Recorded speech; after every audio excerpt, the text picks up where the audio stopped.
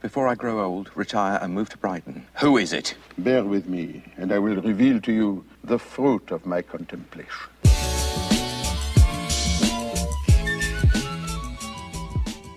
What is happening, nerds? Welcome to another episode, Nerds at Night. I am your host and the world's most okayest detective, Blake Weather, and we are breaking down another murder mystery. It's another TV Poirot film. This is... I told y'all we're going to be breaking down some of the other ones that he did, and I'm so excited to break down these particular set of films because in 1985 and 1986, Peter Ustinov, who was TV Poirot in Death on the Nile, Evil Under the Sun, and Appointment with Death, those were the feature films. He made 3 made-for-TV films that were TV Poirot Agatha Christie murder mysteries, and this is one of them. I think this was the first one. It's so interesting to see the liberties that they take in this movie to sort of translate it to picture. You'll see what I mean. I don't want to give anything away, but I also want to say, too, I'm so glad to be getting this out because I had to upload this and re-upload this over 100 times. It was just the segment that has the breakdown in it that has part of the movie, but I had to re-upload and upload that over 100 times. It was crazy. To keep the integrity of the breakdown, to keep the integrity of having pieces of the film that I thought were intricate to still solving the case while sort of, compressing it, trying to hold true to that, I just had to put GIFs instead of blurring out stuff. I'm sure you don't want blurs. I just put GIFs. So it's kind of like a gift for y'all. Oh, brother, this guy stinks! It's not the same thing. I did that way more than I intended to, and it still came out great, and I'm so glad that we're finally able to get this out. I will say I did watch this movie about a month ago and had meant to break this down sooner. So at the point where there is sort of a breakdown of all the suspects and all the clues, I didn't go into my own theory at the time because I had already seen it by the time I broke this down. So without further ado, we know we have rules for solving a murder mystery, and let's go over those rules before we get into this breakdown. So what are our rules for solving a murder mystery? 1, we got to have suspects. 2, we got to have clues. 3, we've got to have motive. And 4, we got to have opportunity. Always bonus number 5, we always have red herrings. Who are these people? Who are these people that are not really the people, that are not really the killer, that are not really the person? Like I said, I'm super excited. This movie, I didn't know a whole lot going into it, so it's sort of a treat when it's Peter Ustinov and then the other co-star in here is Faye Dunaway. Man, shout outs to Faye Dunaway. Just, I don't have enough great things to say about her. She's incredible in this. I don't want to give away too much. Maybe some of y'all have seen the Poirot series with David Suchet where they've done 13 at Dinner, so you kind of know, but if you've never seen it, so excited for you to watch this. But I don't want to waste any more time. Feel free to like, subscribe, do whatever you want to do, or if you just want to continuously just visit like a good neighbor, like State Farm is there, Money Blake is there, and we're going to be breaking down murder mysteries. So like I always say, without further ado, grab a popcorn, grab a beer, grab a whiskey, and let's get right into this. We begin in a production room from the 80s. This is weird. Maybe this is a flashback type of movie, and we go back to the 30s in a bit. We see David Frost? That's interesting. He's interviewing an action star named Brian Martin.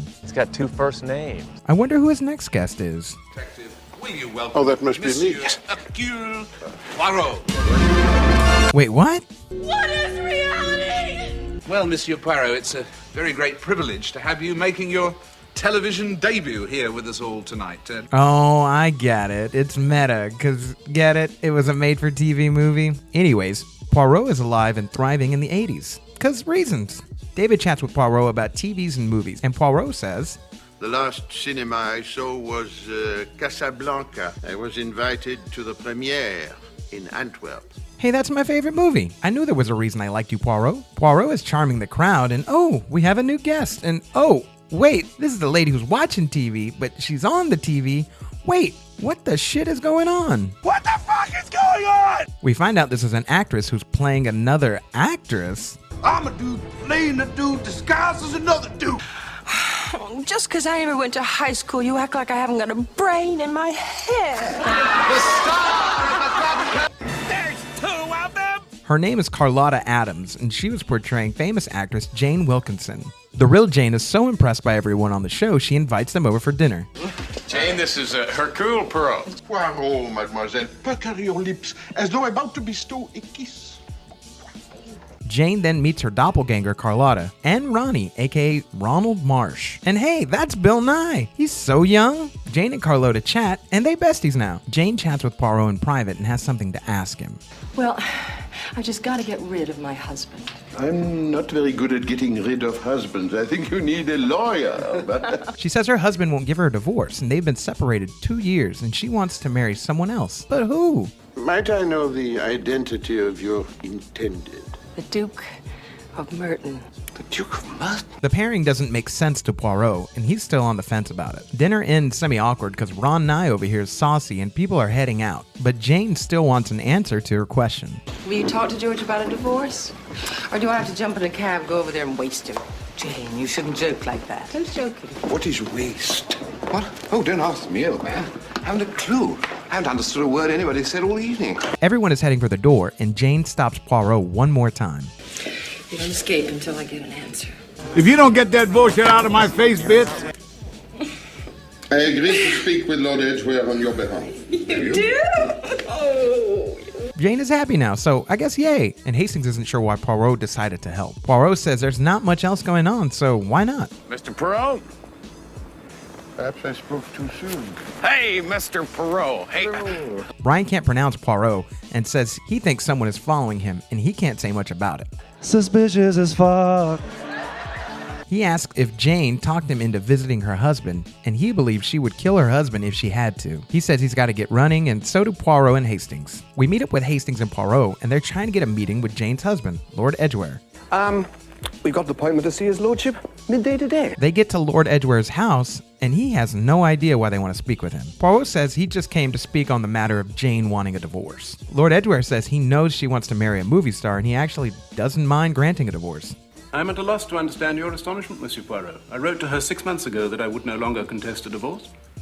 I had refused until then, but I changed my mind. My reasons are my own. Now, is there anything else? Poirot is left speechless and heads out and tells Jane the news. He tells her that her husband sent a letter telling her he was okay with the divorce, but Jane says she never got it. Nonetheless, Jane is happy, and Poirot reconvenes with Hastings back at HQ to talk about the issue about the missing letter. I will look for you.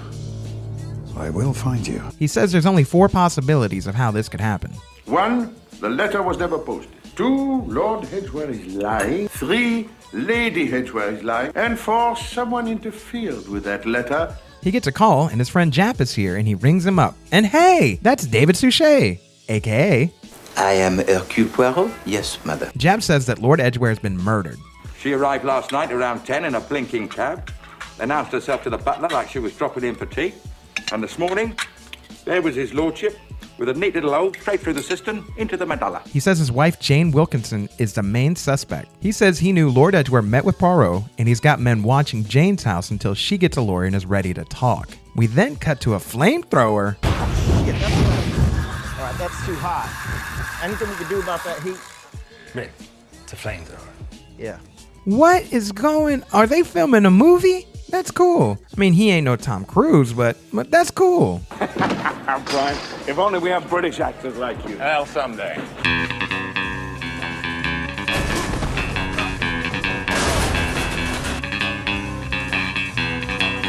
Poirot visits Brian on set and tells him Lord Edgware has been murdered. He says he knew Jane would do it, but Poirot says that doesn't make sense because he told her that her husband would divorce her. Here is a woman who is willing to state publicly that she will kill in order to gain her freedom. She gains her freedom, and she still kills.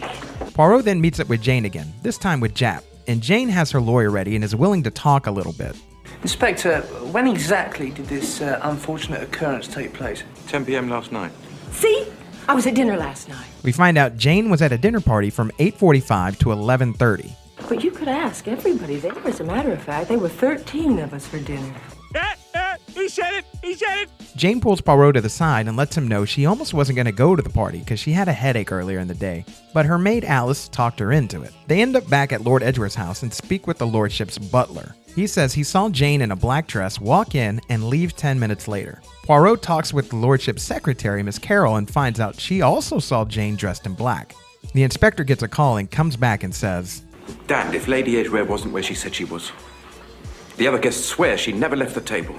Miss Carroll says there's no way because Jane was there at the same time. Poirot wants to know where she saw her from. Right here.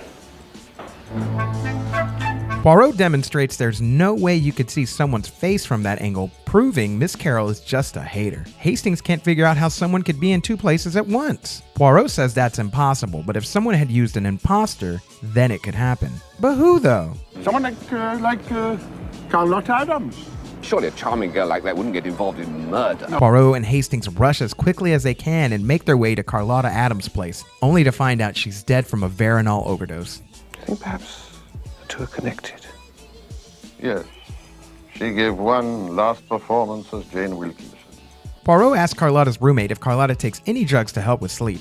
She tells him no. He also asks if she went out last night, and her roommate says yes, she came back around 12. She says she had lunch with a fashion designer, and she headed out around 7 and wore a black dress. It's a clue. The roommate says she also took her makeup box, which is strange because she only did that when she had performances to do. Poirot finds a small box with Veronal and a pair of glasses that the roommate says aren't hers, so he's just gonna keep those for later. The roommate also mentioned she mailed out a few letters on behalf of Carlotta to Carlotta's sister. Poirot then finds Jenny Driver, the fashion designer who Carlotta had lunch with, and informs her Carlotta is dead. Jenny tells Poirot in the last conversation she had with her, Carlotta was excited about a hoax.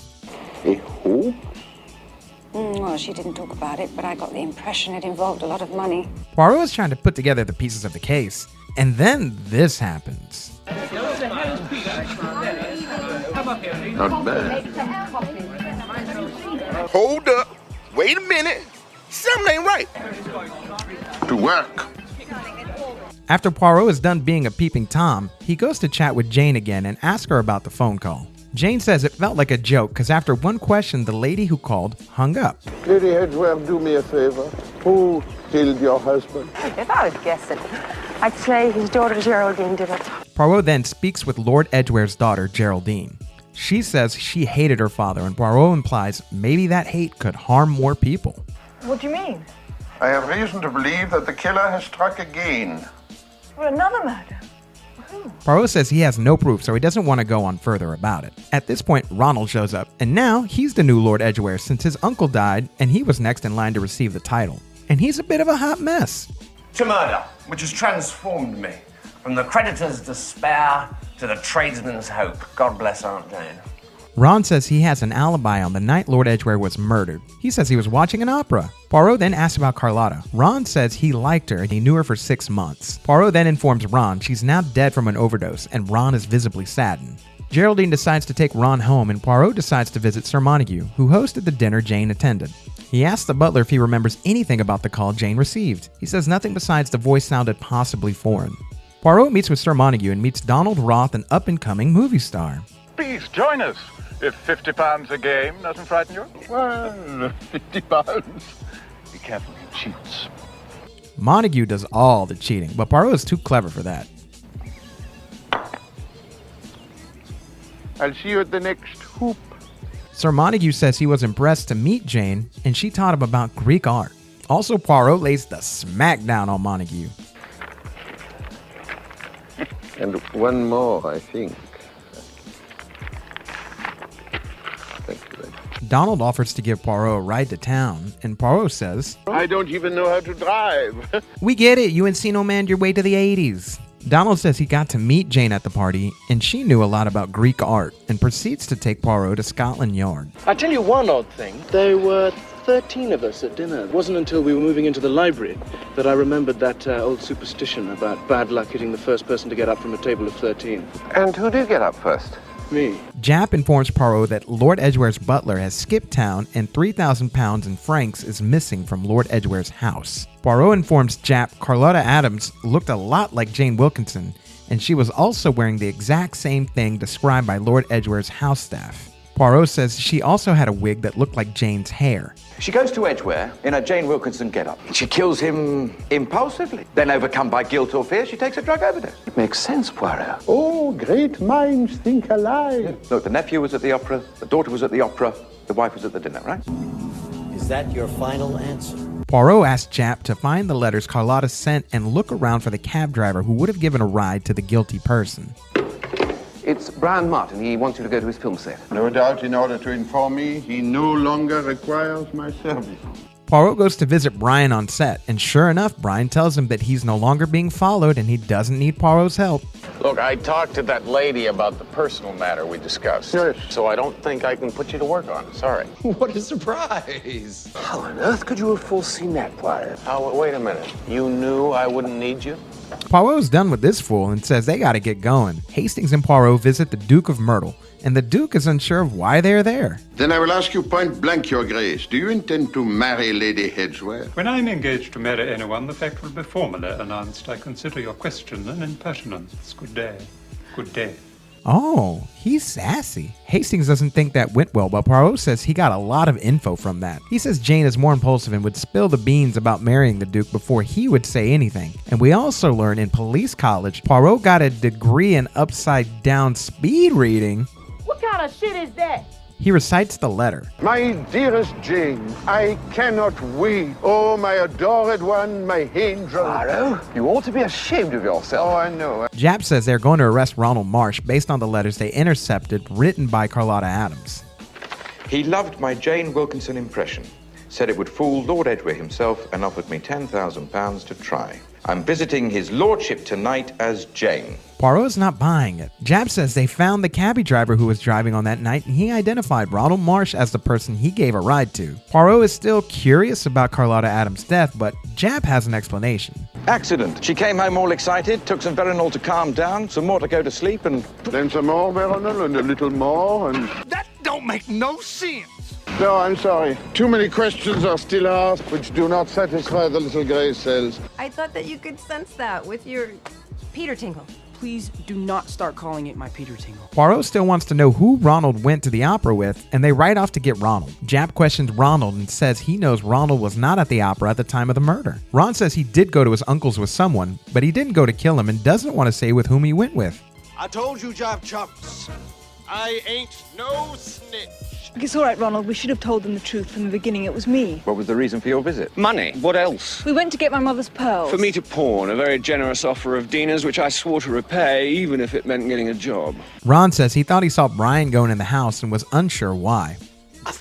He says he didn't want to admit to being there since he assumed Jane had committed the crime and he didn't want to incriminate himself or Geraldine. But you couldn't have seen Brian Martin that evening. He was having dinner with Jenny Driver, the designer. Was he? Yes, well, you're not the only one with interesting little tidbits, Poirot. And you've neglected to mention the £10,000 you offered Carlotta Adams. Ron says there's no way that could happen because he was super broke until his uncle died. Jap then arrests him for suspicion of murder. Poirot then speaks with Jenny to find out if there's something going on between her and Brian. But she says he's just a friend. That's what they all say. Jenny does have some info, though. There was something. You know, you were talking before about men in Carlotta's life. Yes, well, there was someone. Marsh. Ronald Marsh. Poirot then goes over all the letters from Carlotta to her sister and finds something strange. These, without exception, are all folded like a book, whereas this one has been torn. But one thing is clear. The murderer did not anticipate Lady Edgeware's presence at Sir Montague's dinner. Poirot is unsure what it all means, but after many hours, his little gray cells are activated. He calls Hastings over to explain. The murderer found he was named on that page, but by also cleverly removing it, he could give the impression that Ronald Marsh was in fact the instigator of the hoax. He says that this plan is way too clever for Ronald Marsh. Well, how can you be sure of that? I know. A little grey cells. Poirot and Hastings get invited to an afternoon mixer, and Poirot gets approached by a producer to make a TV series about him. I'm Mickey to G. We'll do lunch. Ciao, chicky baby. What did he say? What language was he talking? I don't know. It sounded a bit oriental, old man. Poirot is sizing up people at the party and says he has to bounce because he got more sleuthing to do, and leaves Hastings solo. Poirot talks to Miss Carroll again to try and figure out about Geraldine and Ronald's character. Back at the party, the fancy folks are discussing Greek art. Oh, Trojan War. Must have been before my time. I barely even remember Korea. What you just said is one of the most insanely idiotic things I have ever heard. Everyone in this room is now dumber for having listened to it. Poirot is done with this talk and does a little theatrics to see if the glasses he found are a match to Miss Carroll. It's a bold strategy, Cotton. Let's see if it pays off for him. Monsieur Poirot, these are not my glasses. But how is that possible? I have my own, of course, but they're not very... Yes, these are mine. Well, who do the glasses belong to? Donald tells Hastings he's got some info on Lord Edgware's death. The comment Jane made about Paris earlier reminded him of something. Hastings says to call Poirot after 5. Poirot gets back, and Donald rings Poirot up and puts him on hold real quick. He's been called to his own front door. What did you... He wanted to talk to you about Lord Edgware's death and what Lady Edgware said about Paris. Paris? Yes, I'll explain later. Poirot is placed on hold for a bit, but he suspects something might be up. Him and Hastings head over to Donald's house frantically and do some B&E to get in. They search upstairs, only to find Ronald murked. R.I.P. Ronald. Poirot and Hastings are trying to piece together what Donald could have wanted to tell them, and why a conversation about Paris would have reminded him of something. Well, I have no idea. I mean, the thing was that Sir Montague was pontificating about the judgment of Paris, and then she misunderstood and thought he was talking about the city, but I mean, that's hardly surprising. Poirot and his little gray cells are in full power mode right now. He calls Jane's place and wants to speak to Alice, Jane's assistant, and invites her over to chat. He asks her if she knew about Jane and Brian Martin's affair. Yes, how... And in fact, she would have married Brian Martin had Lord Edgware given his consent. Yes, He says that would have happened, but then the Duke entered the picture and stole Jane away, a fact which Alice confirms. Poirot is back to his old tricks and does the old glass switcheroo. Would you please look and see whether they are all right? Oh, they're fine, Are they? thank Oh, you. that's Yes. wonderful, wonderful. Poirot sends her along her way and thanks her for her time. Hastings says Poirot is never clumsy, and Poirot informs him it was just a trick to confirm the glasses were Alice's all along. Hastings, I have been a fool. Oh, yes, yes. But now is the time for the gathering of those responsible. Poirot has it figured out, but do we? Let's break down everything we got and go over the case using our rules. Let's start with our suspects. We have Jane, Brian, Geraldine, Alice, Ronald, and the butler who ran away. Let's look at our clues. We've got the glasses that are Alice's, Ronald saying he saw Brian go into the house the night of the murder, Jane getting a call at the party, Geraldine and Ronald going to the house to steal jewels. Are they lying? We got some letters and one is folded funny. Some woman who looked like Jane was seen going into Lord Edgware's house, and a convo about Greek art that Donald wanted to talk about. Let's go over our motives for the suspects. There's Jane, and she has an unclear motive besides saying she would kill her husband, but if he was already granting her a divorce, why would she kill him? There's Brian, and I don't know about that dude. He's kind of a diva, and if him and Jane had a fling at some point, maybe he's still angry. There's Geraldine. She said she hated her father, and she's pretty rebellious so far. There's Alice. I mean, I don't know, man. You know how old people be sometimes. It's always the ones that you least suspect. I mean, but was she part of it somehow, though? There's Ronald, and well, all the info points to him doing it. I mean, he is in jail right now for the crime, but is he the right guy? Is he the wrong guy? Who knows? There's a butler who stole some money and ran away, and if you ain't guilty, why you running, my man? And let's talk about the opportunity. Well, so far, Ronald and Geraldine we know were at the house. We also know they saw Brian go into the house. We also know the butler and Miss Alice were at the house because they said Jane was there, but she was also at a party, so was it really her at the house? And last but not least, who are red herrings? Who out of this bunch is a red herring? Whose motive and opportunities just don't line up? Think you got it figured out? Pause here if you need to think about it for a second. But if you're ready to go with your guess, continue here and let's see what happens. We arrive to a movie set and some stunt action, and Brian is complaining as usual about another stunt he didn't do himself. Poirot shows up and Brian says he's trying to take a lunch. I'll be as brief as possible once the others have arrived. Others? Poirot walks in with his detective mob and he's ready to start laying the smack down on everyone. He says he suspected Brian Martin at first because he kept inferring to everyone that Jane was the one who killed her husband. Poirot says Brian was just salty that Jane moved on from him and decided to marry a duke. So he killed Lord Edgware and made it look like Jane all along. Set me on fire. You were seen entering the building. You had a motive to commit the murder, and you had the opportunity for the crime. Yeah, but I didn't do it. Brian says he was angry and wanted to get back at Jane, but he says he didn't do it. Of course you didn't do it. Huh? But what you wished to do was to use Hercule Poirot as you use a stuntman to do everything. Poirot says he knows no one was following this fool, and he didn't believe any of Brian's performance over the last few days. I have never seen your moving picture, or whatever you call it. But if that night by the side of the river was anything to go by, I would rather stand in line for a dentist. Poirot lays into Brian for being a Hollywood diva and for trying to use him, but he says he doesn't think he did it based on the clues of the phone call Jane received at the party and Alice's glasses. Bag. Glasses? Women's glasses? I'm sorry. What's the significance of glasses? Wait and you will be told. Sit down, little bitch. Be humble. Poirot references Carlotta's letters she intended for her sister. He says they were tampered with in particular ways. One letter was missing. On top of a page where it said, "He loved my Jane Wilkinson impression." Now, what if that missing letter had been an S? In other words, she loved my Jane Wilkinson impression. He says one of the pages was ripped as if to remove a letter from a word. He says if it's a woman, it could be Jane, Geraldine, Alice, or Jenny Driver.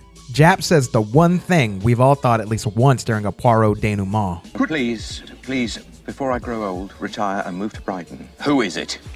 Bear with me, and I will reveal to you the fruit of my contemplation.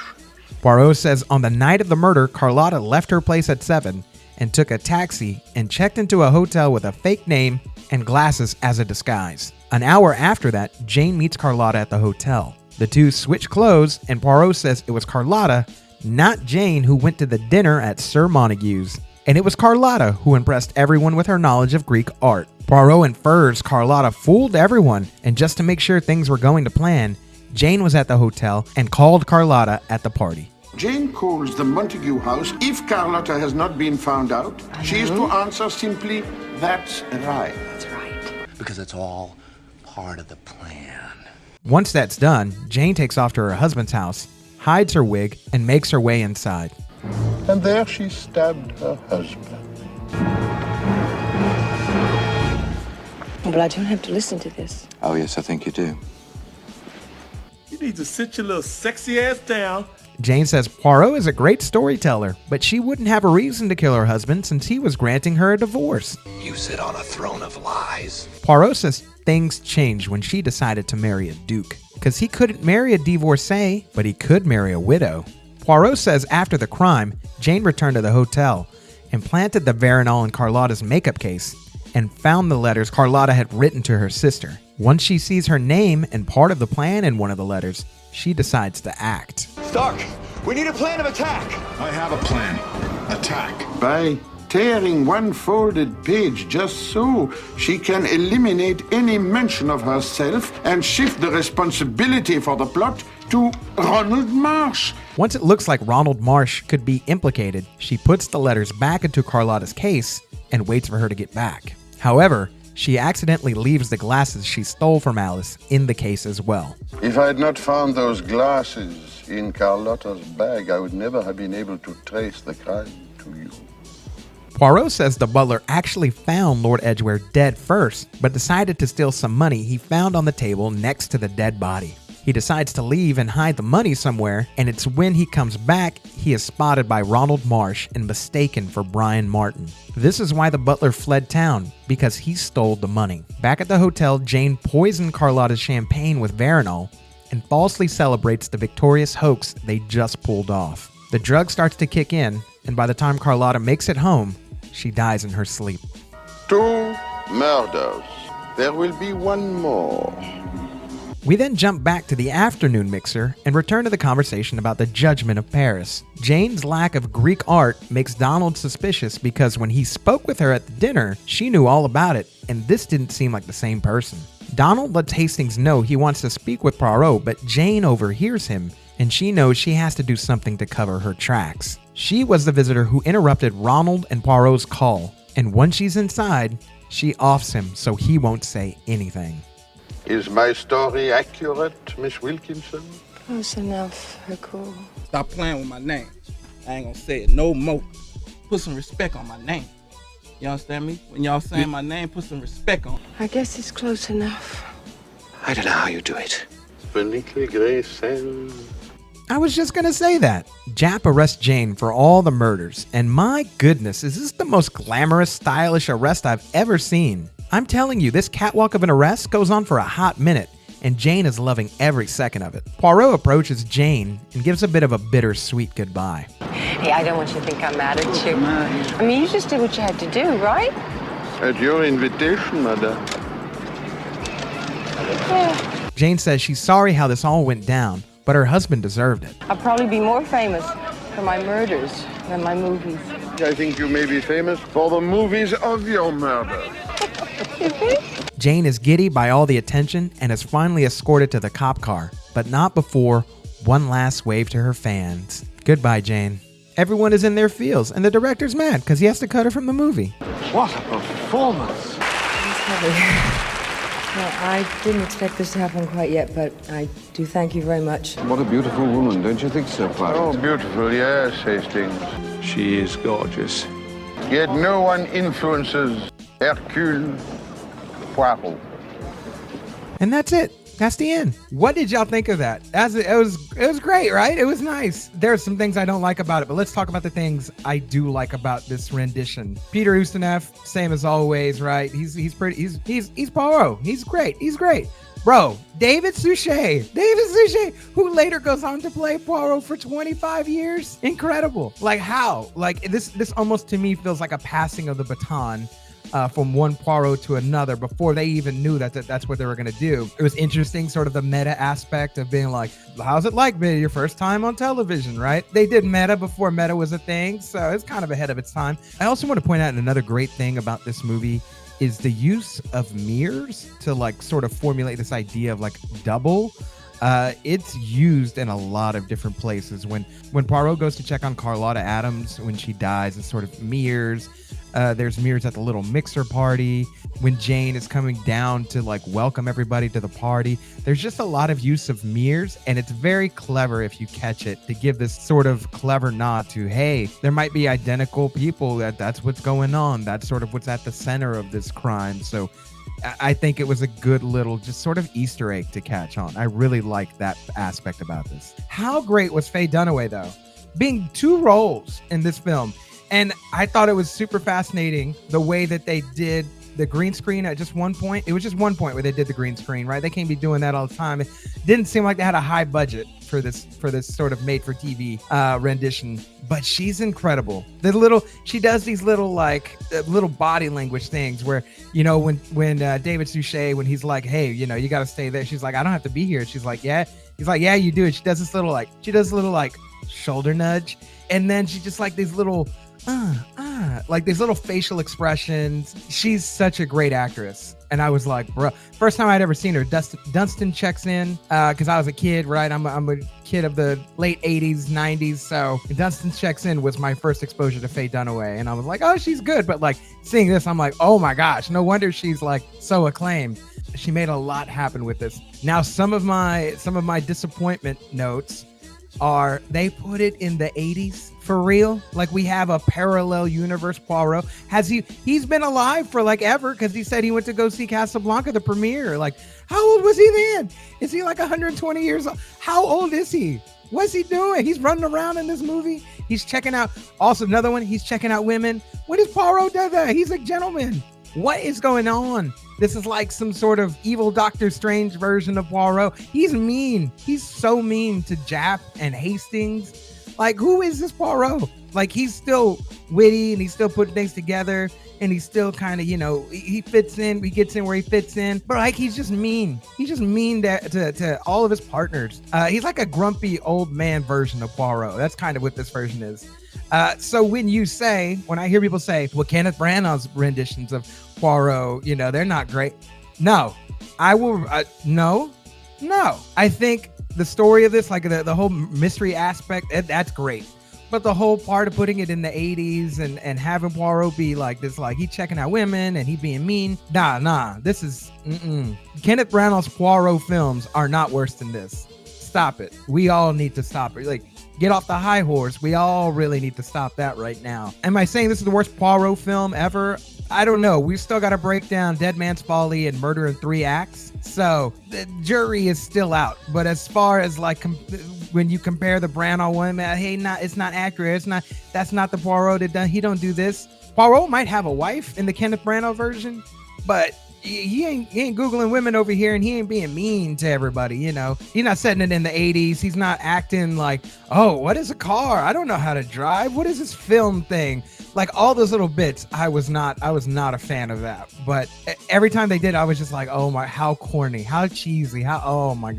I rolled my eyes a whole bunch. But overall, the murder mystery aspect of this, let's reel it all in. It was nice. I will say I thought I had it figured out by about midway through, but it was great. It was great having Faye Dunaway be the bad guy. So those are all my thoughts. What did y'all think? Did y'all get it? Had you seen the Suchet one prior to this one, or is this your first time seeing this? Shout out if you disagree with me saying that the Branagh ones are better than this variation, this version, this parallel universe version of the Poirot films. I hope the other two are not set in the 80s. I'm going to report back though, because we're going to be breaking down those other two because I haven't seen them. I haven't seen the Suchet ones. I've not read any books. I am not ruining it for myself. So I'm looking forward to seeing those. And if you like this one, feel free to check out the Godsford Park. I also did Witness for the Protection. I have Evil Under the Sun. It's currently, this one obviously got copyrighted 100,000 times. And I think through that, they copyrighted Evil Under the Sun. I'll have that one back up very shortly, one way or another. So I want to thank everybody for your time. Thank you so much for going on this murder mystery adventure with me. And yeah, I look forward to seeing y'all on the next one. So whether it's morning, evening, afternoon, whatever time you're listening to this, I do appreciate you. And until the next case, I will see you. Peace.